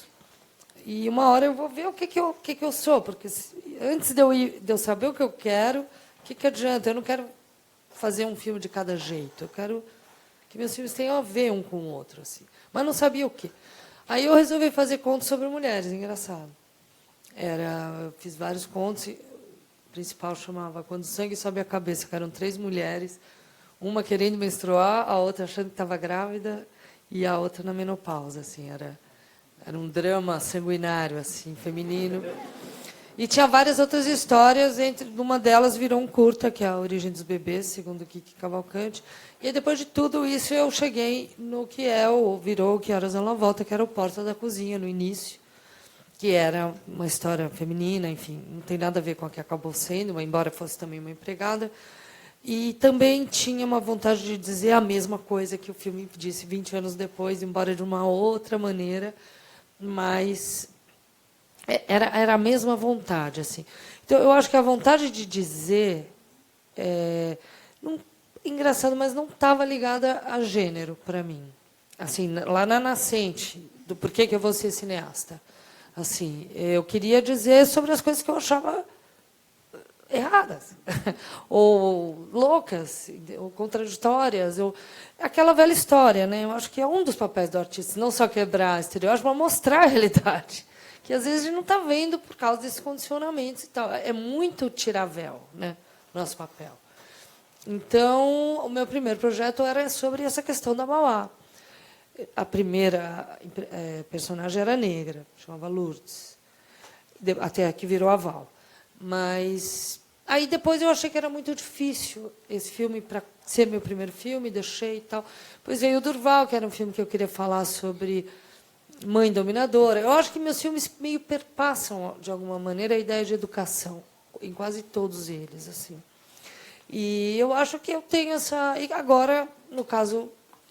Enfim, sempre que eu vou pegar um filme novo, um projeto, penso muito sobre a semente daquele filme. Antes dele virar filme, ou mesmo uma história, ou um plot, o que tem nessa semente? Porque isso aqui eu vou ficar com isso 5, 6, 7 anos, vai me comer o fígado, e tem que ter alguma coisa muito interessante aqui dentro. Sabe? Eu não sou do tipo que vai, vamos fazer um filme divertido. Não. Eu acho que tem que ter, ainda mais no Brasil, dinheiro público, tal, alguma intenção de alguma... Mesmo que seja divertido, eu não tenho nada contra filme divertido, mas eu tenho contra filmes que não tem nada embaixo, sabe? Você puxa o tapete, não tem. Assim. Eu tenho essa... Meus diretores inspiradores lá no início eram todos pessoas que falavam coisas. E são os que eu gosto até hoje. São os diretores que eu gosto, diretoras, e é os filmes que eu faço, me faz sentido fazer. Mas eu queria falar um pouco rapidinho sobre essa história de poder falar na voz do outro ou não, sobre uma experiência do Mãe Só Uma, não sei quem viu, que é a história de um menino transgênero que troca de família e tal. Não, porque eu me lembrei da primeira vez que eu vi a Parada Gay em Nova York, que lá é muito diferente daqui. Não sei se alguém já viu. Você já viu? Porque aí tem a ala, os pais dos gays do Brooklyn. Aí vem a ala, os filhos dos gays de não sei de onde. Sabe? As mães. Então, na verdade, você não vê... o gay não é um ser individual, separado de um monte de coisa. Ele tem mãe, tem filho. Então, assim, às vezes, você não sabe o que eu tenho, fora isso aqui. Eu posso ter muito mais coisa que vocês não sabem. Como, por exemplo, uma coisa que eu descobri o ano passado, muito louca, de que a minha bisavó era negra. Negra com índia, era cafusa. A mãe do meu avô Durval, que era meu avô mais querido. Enfim, que acabou dando o nome... E eu nunca tinha sabido disso. E eu fiquei, sabe, pai... E essa foto, eu soube por uma foto. Ela foi escondida durante muitos anos. E essa mulher, essa minha bisavó, Teodora, casada com um belga, europeu, teve 11 filhos, sei lá, e na foto, alguns são mais brancos de pele, como meu avô, e algumas são mais escuras. E essas mais escuras usavam pancake. Então, quando eu vi aquela foto, embora eu não tenha hoje uma questão de pele, mas eu tenho todo um peso sobre esconder uma coisa que era vergonhosa e que está na minha família, que está no meu pai, que está em mim, e que eu não sabia, mas que, ao mesmo tempo, eu me identifico muito com a questão da raça negra no Brasil. Mas eu sou uma branca, só que, de repente, será que... Sabe? Aí você começa a falar, bem, tem coisas que eu poderia falar sobre essa questão, porque ela está em mim, embora eu nunca tenha sido chamada de negra no Brasil, porque fora já é bem mais claro que eu não sou branca, né? Mas aqui sim. Então isso é uma coisa. Mas no Mãe Só Uma aconteceu uma cena interessante, numa cena do boliche, enfim, que era uma cena de brigas assim, e que tinha uma improvisação, e de repente o Matheus, que é um cara... Bom, acho que todo mundo sabe que ele é gay. Não sei, espero que todo mundo saiba, ou que não seja eu aqui a... Ai, meu Deus. Apaga a internet. Bom, agora eu fiquei sem graça. Mas, enfim, ele pegou e começou a fazer um discurso ali no improviso. Agora eu vou falar tudo, Matheus, desculpa. Ou não, ou é isso mesmo. No improviso dele, ele começou a jogar muitas ideias homofóbicas, que vem dessa coisa do estereótipo. Então, eu estou fazendo um pai careta, então eu vou fazer... Não me importa, eu posso, porque o pai careta é homofóbico. E aí ele fez o primeiro take e eu estava ali ainda num processo de esquentamento da cena, e veio uma pessoa da produção, que era gay, me chamou no canto e falou, me recuso. Eu não vou ver esse filme. De repente virou uma novela. Que discurso é esse? Aí Matheus, vem cá. E aí a pessoa falou, olha, não dá. Isso aqui virou uma caretice. E aí o Matheus, claro, tem toda a razão. E foi e refez a cena. E a cena que está no filme, que é linda, e que é muito humana, né? Porque ele não é homofóbico, mas ele se coloca a dificuldade dele em lidar com um filho de vestido, né? Então, ele se humaniza ali. Enfim, como realmente as equipes ajudam, e tudo ajuda. O cinema é arte coletiva, não... Então, eu vou passar mais uma vez para a Carol. E aí a gente abre para as perguntas de vocês. Vou tentar uma abordagem diferente, assim, para... Não, é que a gente sabe que quando a gente está lidando com isso, a gente está lidando necessariamente com questões que são viscerais e muitas vezes feridas, que às vezes são difíceis de lidar. Eu acho que faz parte disso, assim. E aí eu acho que assim uma coisa importante, assim, a gente enquanto artista, né, não é que eu acho que a arte ela tem essa potência de inventar o mundo, de quebrar os estereótipos, de forçar as barreiras da percepção, para que a gente consiga entender um pouco mais, né, de se colocar no lugar do outro, de entender outros olhares, de entender outras experiências de estar no mundo. E quando você perguntou sobre essa questão do afeto, do acolhimento, eu acho que ele figura como um espaço de resistência num mundo que dissemina solidões, né, que eu tinha colocado antes, mas que eu acho que é muito importante, assim, a gente está num momento de perdas de direitos em todos os aspectos, e quando você constrói esse imaginário de pessoas atomizadas, segmentadas, quando você tem... porque os Estados Unidos, eu acho que isso é a realização máxima, né, eu acho que a parada gay dessa forma... Eu acho que mostra isso, né? Você coloca a pessoa numa super caixinha, né, cheia de rótulos, e essa pessoa cheia de rótulos e caixinhas, ela não se relaciona com outra pessoa da caixinha ao lado. E a gente, nesse sentido, a arte é potente para permitir esse tipo de quebra da caixa e que você saia na rua junto para lutar pelas mesmas coisas, né? E eu acho que isso eu acho que talvez seja o mais importante, você entender que você faz parte de algo além de uma categorização violenta. Você não é o selvagem, você não é o feio, o burro, o que merece a morte. Você é uma pessoa digna de existência, de vida e de sonhar. Eu acho que o direito ao sonho, quando a gente está discutindo sobre o direito da representatividade, a gente está falando sobre o direito ao sonho, o direito de existir enquanto parte da memória de uma determinada cultura. E eu acho que é isso, pelo menos eu acredito muito nisso. Acho que eu não estaria fazendo cinema, não estaria trabalhando, mesmo com televisão, se eu não acreditasse realmente nisso. Assim. Eu acho que... eu tentaria atuar em outras frentes, assim, que eu acreditasse que fossem mais transformadoras. Quem tem uma pergunta? Como que a gente faz?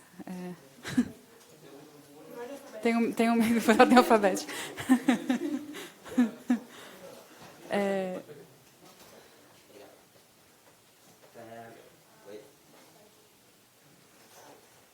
Oi. Meu nome é Giovanni Venturini, eu sou ator e eu tenho...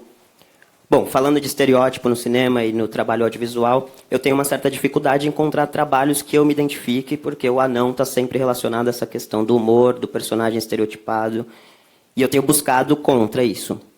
O que eu quero entender, assim, falando do mercado nacional, qual é a maior dificuldade em ter esses novos protagonistas? Seria a falta de ousadia, vou jogar aqui, a falta de ousadia de autores que não se identificam ou que não querem representar uma outra minoria, a falta de ousadia do mercado, de produtores bancarem essa ideia, de alguém querer realmente colocar isso na tela, ou a recepção do público que está acostumada com sempre esses produtos audiovisuais padronizados de heróis já construídos socialmente ao longo do tempo. Qual é a maior dificuldade do mercado em assumir essas minorias como novos protagonistas? A pergunta é para todo mundo? Quem quiser explanar. Quem responder, tá bom. Olha, eu acho o seguinte, o mercado é pautado pelo dinheiro. Esse é o fato, entendeu? Então, se o que dá mais dinheiro é um homem branco, hétero, em segundo lugar e vai. Então, eu acho assim, como, por exemplo, né, o Cidade de Deus abriu um monte de porta. Na hora que tem um filme com um elenco basicamente negro, sem entrar no mérito do filme, e o filme é um sucesso e gera dinheiro, a partir dali um monte de filme veio. Então, assim, eu acho que onde tem dinheiro, o pessoal acredita. O que é novo, isso vale, eu acho que para tudo. É mais difícil. Aí você tem que ir cavando mais devagar. Não, e eu acho que tem que é a questão de ocupar sempre os espaços, assim. Sei lá, eu como gay falei, vou fazer filmes gays e pronto, é isso. Não adianta ficar esperando o outro. Até por isso eu entrei na parte de roteiro e estou estudando roteiro para contar as histórias que eu quero atuar. É o que eu ia falar isso, assim, você tem que fazer o seu filme, entendeu? Porque aí você cria uma outra, porque aí você, tipo, não que seja, né, falando como se fosse fácil, todo mundo começa a fazer seu filme. Mas esse é o...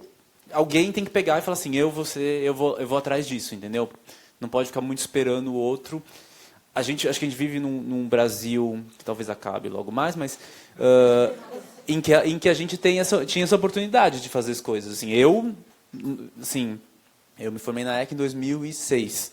É isso, eu não vim de família de cineasta, nada. Tudo foi construído.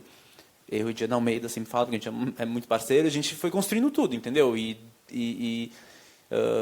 Meio isso, assim, se não tem esse caminho, vamos criar. Não que não tivesse também, falando da questão gay, não é novidade, mas eu falo assim, era o filme que eu queria contar, eu falei, vou lá e vou fazer esse filme, porque eu acho que é essa história que sei lá, que eu quero contar, e eu acho que é importante, porque aí ela gera outras, enfim, gera personagens do jeito que eu sinto falta que não existem e tal.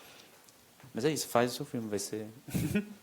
É só, assim, dando o exemplo do que o Renato falou, né, que a PAN atua e que eu acho que de mulheres acontece a mesma coisa. Eu acho que são várias frentes, mas uma delas é essa, é cobrar dos realizadores. Outra é você trazer suas próprias histórias, porque você vai trazer esse outro olhar, que não é o estereotipado. E uma outra frente que a gente nunca pode esquecer, que é a formação do público. Assim, você tem que ir nos lugares, passar outros filmes e quebrar a cabeça das pessoas em relação a isso do artista, sabe? Forçar as barreiras da percepção e mostrar assim, cara, essa linguagem que você está acostumado, que você viu a sua vida inteira, não é a padrão. Aconteceu isso comigo, assim, eu cresci quando eu cresci com Sessão da Tarde, cinema hollywoodiano, e em determinado momento eu assisti um filme que mudou minha cabeça e eu comecei a procurar outras coisas. Oi? Não, então, não, é que assim, foi um filme que hoje eu não reivindico, tá? Mas é que Não, é que assim, para mim fez diferença, que no caso era o Laranja Mecânica, mas é porque na época eu fiquei muito assustada, porque eu me vi criando empatia com um personagem que eu odiava. E aquilo fez eu falar assim, gente, o que está acontecendo? E eu falei assim, cara, eu preciso entender mais o que é esse negócio chamado cinema. E foi o momento que eu descobri a Paulista também, né, que eu sou da periferia aqui em São Paulo. Então, eu comecei a frequentar aqui, comecei a frequentar os cinemas de rua aqui, e outras descobertas, que não cabem citar agora. Mas faz parte, né, gente? Mas é que, assim, nesse momento foi justamente que eu comecei a desmontar a minha cabeça pré-fixada e pensar outras coisas. E pensar como traduzir a minha experiência em linguagem audiovisual. Então, eu acho que assim tem que necessariamente passar por tudo isso, assim, e buscar parceiros, né?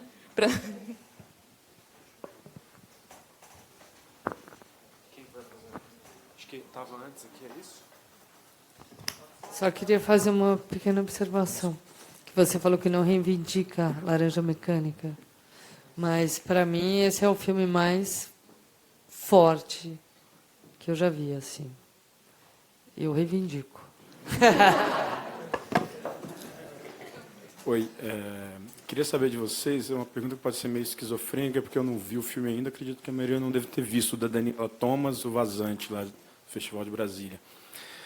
Queria saber qual é a relação que vocês imaginam que deve ter entre o artista, a obra de arte, versus pautas urgentes, entendeu? Porque eu vendo tudo, vi diversas críticas, li e tal, e vi o vídeo do debate, e achei um pouco cruel o que fizeram com ela. Entendo, como eu disse, eu não vi o filme, mas fiquei imaginando que, por exemplo, se a Lucrécia Martel fosse brasileira, ela sofreria bastante. Talvez ela não seria tão genial quanto a gente tem certeza que ela é. Então, enfim, queria saber de vocês, enfim, estou dizendo isso dela porque o ponto de vista dela sobre da classe de onde ela veio, que eu acredito que seja uma coisa semelhante que a Daniela tentou passar. Bom, vou passar para você.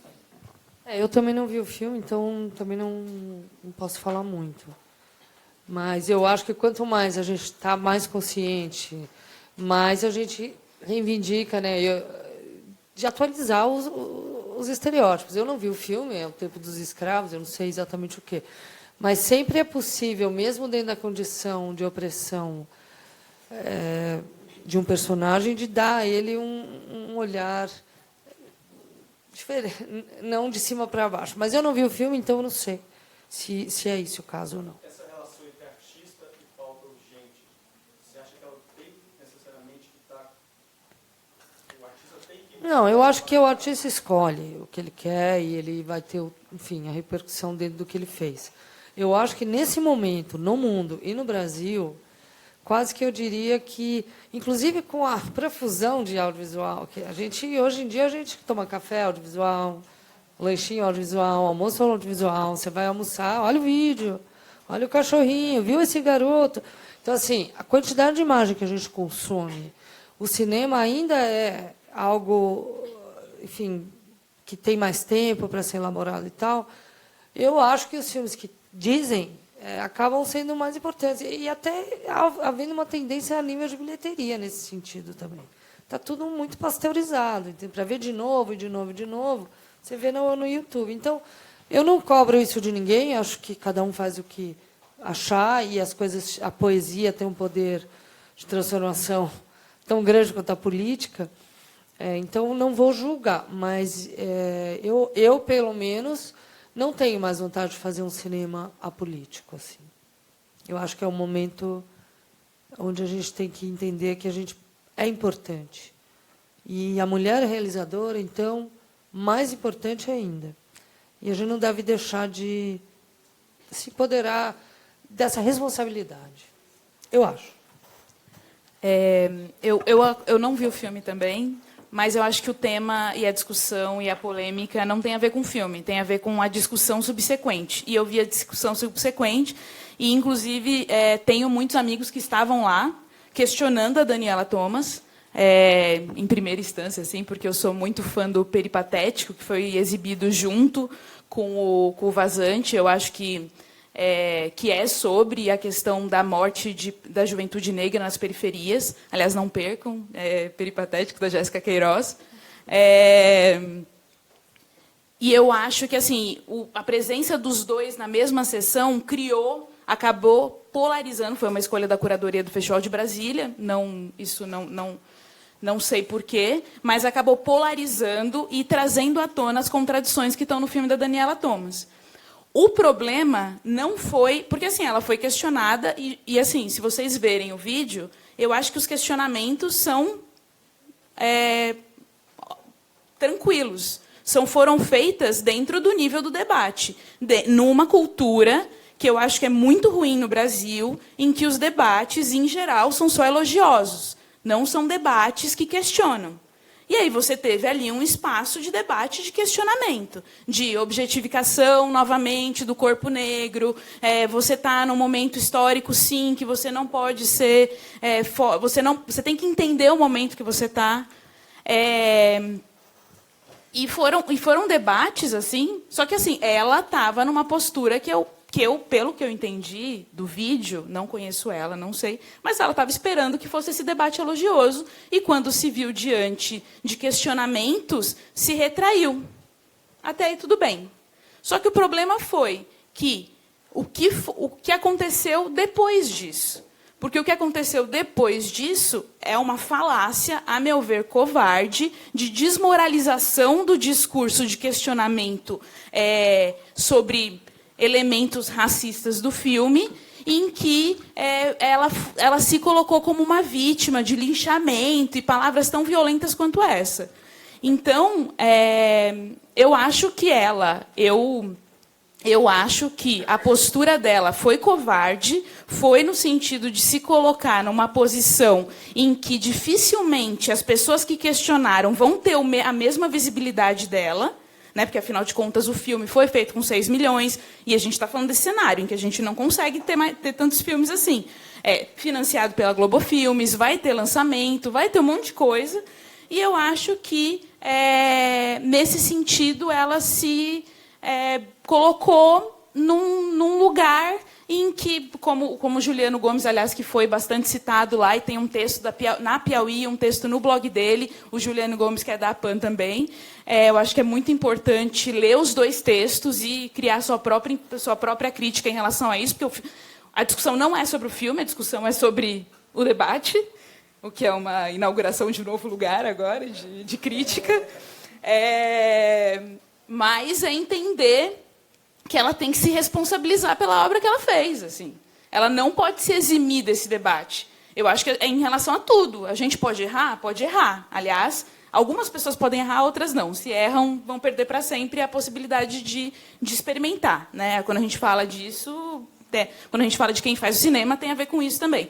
E eu acho que assim, é muito importante, como o filme vai estar na mostra e vai ter estreia, eu acho que é importante ler sobre o que foi tudo isso e entender esses mecanismos. Assim, tá tudo na internet, tá tudo não se perdeu, e eu acho que tem que dar os espaços. Aliás, eu acharia ótimo se, durante a mostra, eles chamassem um debate, tivesse a Daniela Thomas e o Juliano, para fazer esse debate de forma franca e aberta. Assim, eu acho que, quando a gente encara esse debate de frente, dando os espaços para a voz de todos, e não simplesmente tenta calá-los com essas frases de vitimização, no caso dela, assim, eu acho que você só ganha. A gente avança em relação ao debate.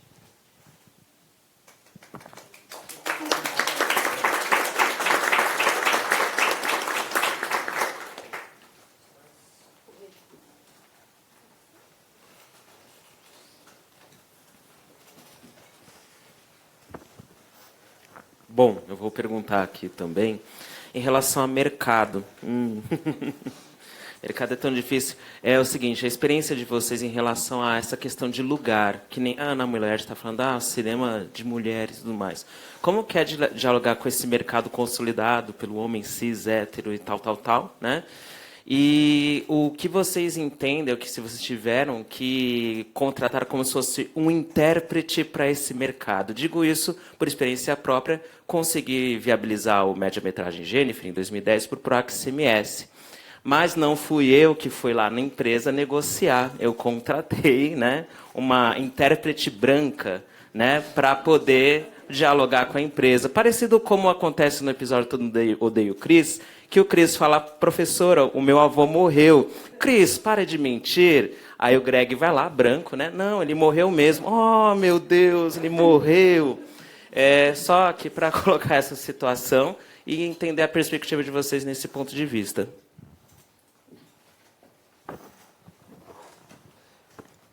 Bem, eu tenho algumas experiências, mas realmente o meu cinema, até o Que Horas Ela Volta, não interessava ao mercado. Assim. Eu sempre fui meio carne de segunda. E o próprio Que Horas Ela Volta também não teve um grande lançamento, não foi um filme assim, que, do ponto de vista do mercado, tenha sido interessado. Como o filme teve uma potência que acabou gerando tanto ingressos quanto prêmios internacionais, ele acabou indo para um lugar aparentemente de potência, mas ele teve uma distribuidora pequena, um circuito pequeno, ele não tinha anúncio, não era um filme que tinha outdoor, ele aconteceu muito mais no boca a boca. Então, eu não tenho muito bem a experiência de ser querida pelo mercado. Espero que, talvez, depois do Que Horas Ela Volta, meu próximo filme, eu tenha um pouco mais. Seria lindo, assim, ser bem tratada. Porque essa questão do intérprete tem um problema, né? Às vezes você tem um intérprete e ele vai lá e fala a língua dele e deixa você para trás, né? Porque isso acontece. Eu nem sei, é que, sei lá, eu fiz um filme e, sei lá, foi tudo via edital público, que é o que eu estava falando, até, acho que não sei se eu concluí o raciocínio anterior que eu falei, no Brasil de hoje é possível você apenas com um roteiro, enfim, você consegue chegar lá, então fazer um filme. Então foi tudo com edital público e então tipo, a gente não dialogou com o mercado, a gente lançou com a Silvinha na vitrine. Ele lançou com a distribuidora mulher. Sim. Que é muito diferente do mercado. Ah, sim, nesse sentido sim, é. E também era um filme.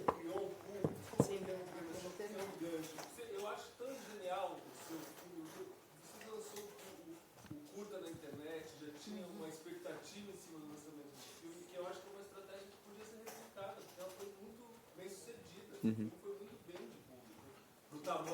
Sim, sim. É que foi tudo muito coincidência, foi tudo meio... Não foi por a gente foi meio por acaso, mas ao mesmo tempo... sei lá, é porque assim, a história foi... A gente fez o curta e ele era para ser um piloto para o longa. De certa forma, não é o mercado, mas era como era o nosso primeiro filme... Então era, olha, a gente vai fazer o filme do cego gay, né? Aí você falava essa história, todo mundo, ai, que triste essa história, né? Tipo, só sofre essa pessoa. A gente, não, é um filme fofo, vai ser tipo, é história de amor. Aí a gente, então um dos motivos foi, vamos fazer um piloto, que é um curta, que vai contar essa história e vai mostrar esteticamente tudo que a gente quer mostrar. Então a gente fez, e aí rolou nos festivais e colocaram no YouTube sem, piratearam. A gente nunca tinha pensado em colocar no YouTube. Piratearam porque participou acho que no Festival do Rio, Prêmio Porta Curtas, então eles colocaram na internet e as pessoas baixavam e colocavam no YouTube. E o filme já tinha, no universo jovem gay da internet, todo mundo já sabia do curta, porque tinha passado em Paulínia e um monte de outros festivais, não estavam falando do filme, tinha um mini trailerzinho, as pessoas estavam meio ansiosas. Então, quando rolou essa história de baixarem e colocarem de volta, muita gente ficava vendo, fazendo isso. Aí a gente falou, bom... Tipo, já tinha passado um tempo também, tipo, ainda não tinha ido internacionalmente, não tinha circulado. A gente falou, vamos assumir isso aqui e vamos colocar o filme em alta qualidade na internet e foda-se, entendeu? É isso, acabou. Esse filme vai ser isso. E aí o filme explodiu na internet. Tipo, acho que quando a gente filmou tinha 2 milhões, quando a gente lançou tinha 3 milhões de visualizações. Então foi meio por acaso nesse sentido, mas ao mesmo tempo a gente foi sacando o que estava acontecendo. Então quando foi para a internet e começou a gerar esse burburinho, a gente falou, bom, vamos colocar todo mundo junto numa página no Facebook. Então a gente criou a página, as pessoas ficavam curtindo lá, a gente comentava e ia atualizando as pessoas ali sobre o longa. Então a gente meio que foi se adaptando ao que foi acontecendo, assim, mas não foi planejado desde o começo, não era para ser um... Inclusive o roteiro do longa, ele era muito parecido com o do curta. Terminava meio igual. E aí quando aconteceu isso, eu tive que mudar tudo. Eu falei, não dá para ser o mesmo filme, tem que ser... E também não pode ser outro filme. E aí foi todo um grande dilema de qual é o filme. É uma continuação do curta ou é o mesmo? Então, porque ele perguntou do mercado, né? Porque você deu uma paralelizada e é o que a gente faz para...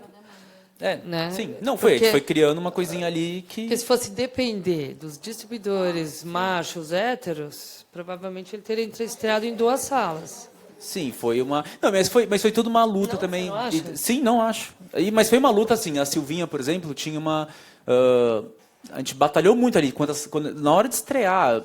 Porque as pessoas não sabiam que esse filme... Não sabia que tinha esse público escondido ali. Porque era um público jovem, gay, da internet, que ninguém sabia, nem a gente sabia se eles iam no cinema. Tinha essa questão, esse medo nosso também. Mas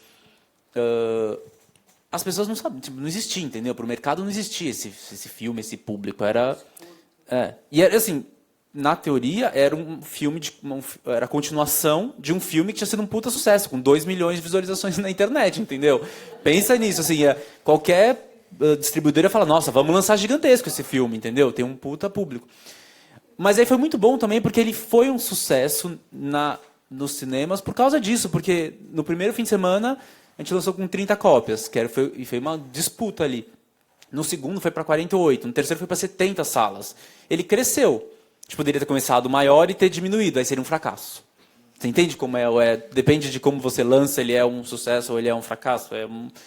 Então foi meio... E é isso, assim, a Silvinha também foi super parceira e foi entendendo, e brigou por uma sala acho que no Cinemark que eles, tipo, a gente falou, vamos fazer uma pré-estreia no Cinemark, se for bem, vocês dão essa sala pra gente. Aí eles toparam, lotou na pré-estreia, entendeu? E aí o Cinemark ficou tipo, 1 mês e meio, 2 meses no Cinemark. Com um horário lá, mas no Santa Cruz ficou, porque deu super certo. Então, tem que ser meio guerrilha, assim, acho que é isso. Não é, se fosse grande, a gente... É o que você falou, realmente. O que horas ela volta? Grande só tem branco, hétero. Não, mas eu só um raio de esperança nesse negócio. Desculpa, gente, eu sempre fico com a posição otimista aqui, mas... Não, é que assim, uma coisa que tem acontecido... Eu trabalho em sala de série, né? E uma coisa interessante que tem acontecido comigo nas últimas 6 ou 8 semanas é que, pelo menos toda semana, eu recebo 2 a 3 e-mails ou chamando para entrar numa série, ou pedindo indicações de roteiristas negras para entrar numa série. Então, a primeira coisa, precisamos formar mais gente urgente, porque, ao mesmo tempo, também reivindicam uma coisa que aí fica muito difícil, que é a experiência em salas de roteiro. Eu falo, então, existe o Tostines aí no meio, né? Se vocês não dão experiência, fica muito difícil entrar no mercado, e aí não tem gente que atenda as suas exigências. Só que aí perceber como esse tipo de experiência de guerrilha, num primeiro momento, e essa, né, de você forçar a formação do público, você cria uma nova demanda que o mercado vai querer atender de alguma forma, desesperada, tal, não sei o quê. A gente estava lá no Rio Content, por exemplo, né, que é a meca do dinheiro, e não sei se vocês conhecem essa experiência.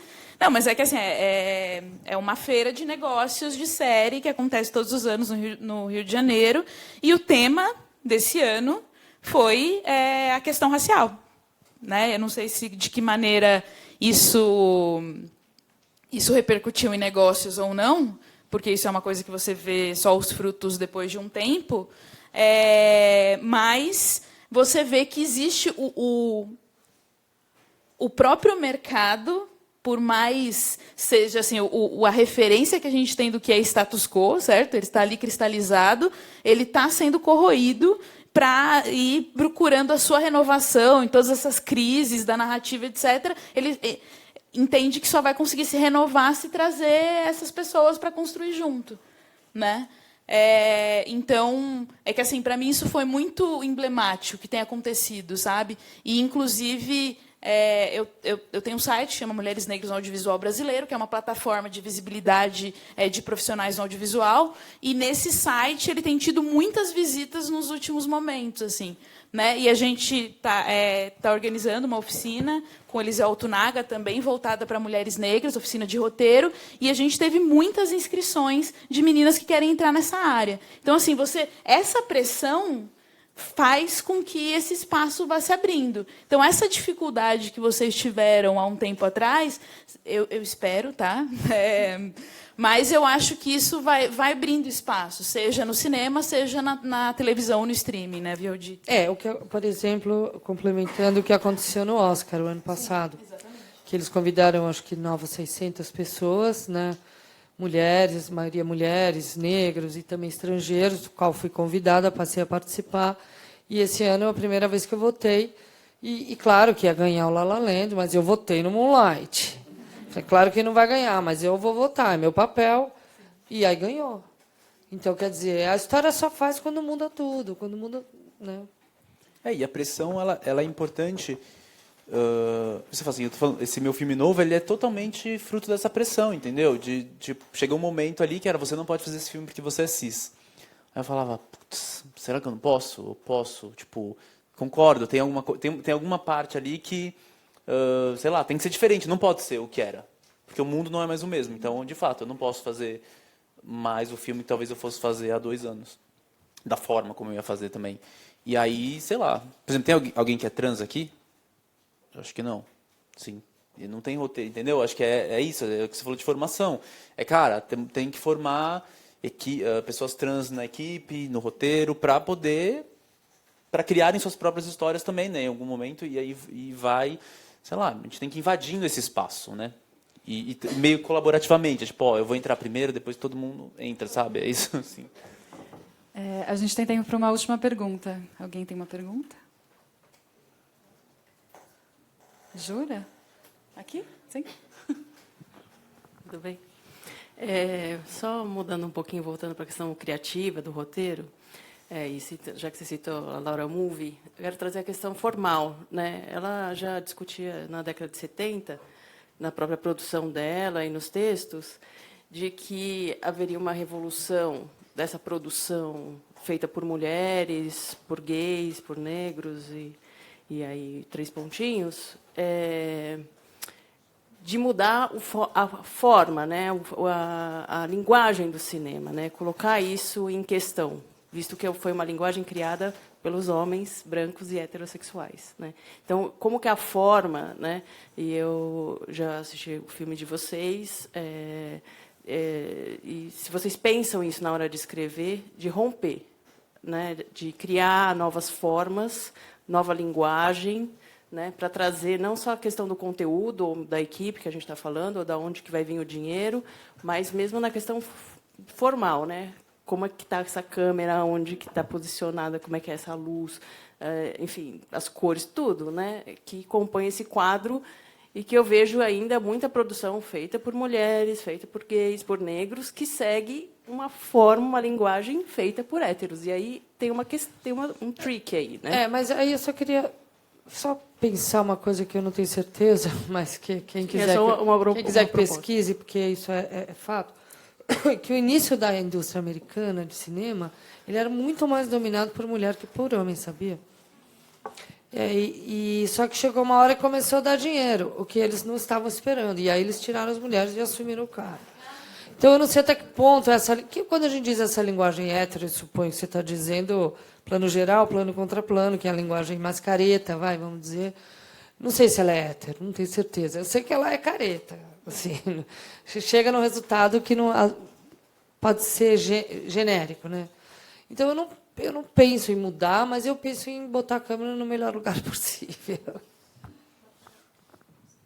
Acho que tem sempre... Acho que se você tem todas essas questões que a gente está discutindo aqui em mente, naturalmente o olhar da câmera está ali, ele é influenciado por isso.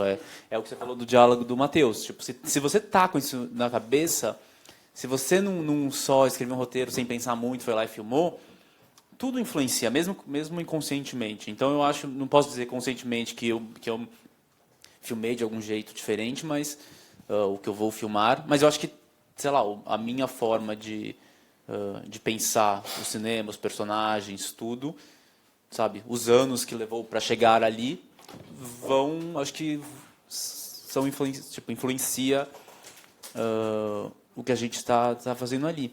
E tem também, assim, tem essa coisa do olhar que é engraçado, porque a gente está falando aqui, e a gente não pode nem se colocar no mesmo lugar de... Porque é isso, eu até, sei lá, essa questão também das mulheres e dos negros, que é um pouco mais recente, sei lá, quando eu fiz o meu filme, por exemplo, eu era gay, então eu era vítima e tal. De repente, eu virei machista racista.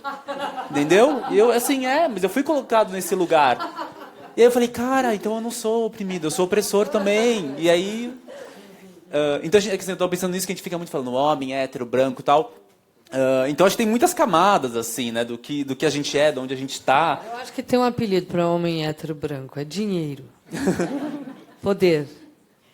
Pode até ter mulher aí, mas é quem está mandando, e quem manda é o dinheiro. Se esses dados de Ancine, se você pega os dados reais, você sabe, só um dado, na Terra, quantos por cento da terra que é de proprietário é de mulher? 1%. 99% dos homens. Entende, gente? São muitos anos de história. Vai dar trabalho ainda. Não, é só... Eu acho que é bastante disso, assim, se você está com isso na cabeça, você necessariamente tenta traduzir numa forma que melhor consiga traduzir algo que a princípio é inexprimível, né? Que tem a ver com sensações, sentimentos e formas de estar no mundo.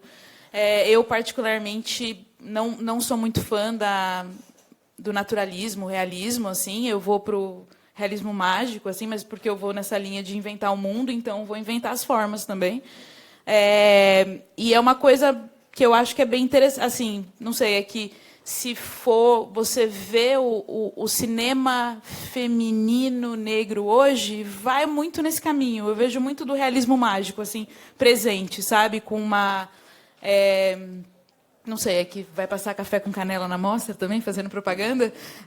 Então, vão ver. Eu acho que pode trazer bastiões de formas interessantes, assim. E, inclusive... mas, assim, de novo, não é único. A gente está falando de grupos sociais que são múltiplos, diversos e que encontram saídas estéticas das mais diferentes, assim. Justamente não reproduzir esse olhar homogeneizador do opressor em colocar todo mundo no mesmo lugar. Então, assim, hoje a gente está nesse momento em que as pessoas estão experimentando e tentando encontrar a sua linguagem. E aí a gente vai encontrar as formas mais diferentes, assim. Só para encerrar, uma informação que eu tive há pouco tempo sobre o realismo mágico, ele não foi inventado por um homem, mas por uma mulher na literatura, que é a Maria Luísa Bombal, uma autora...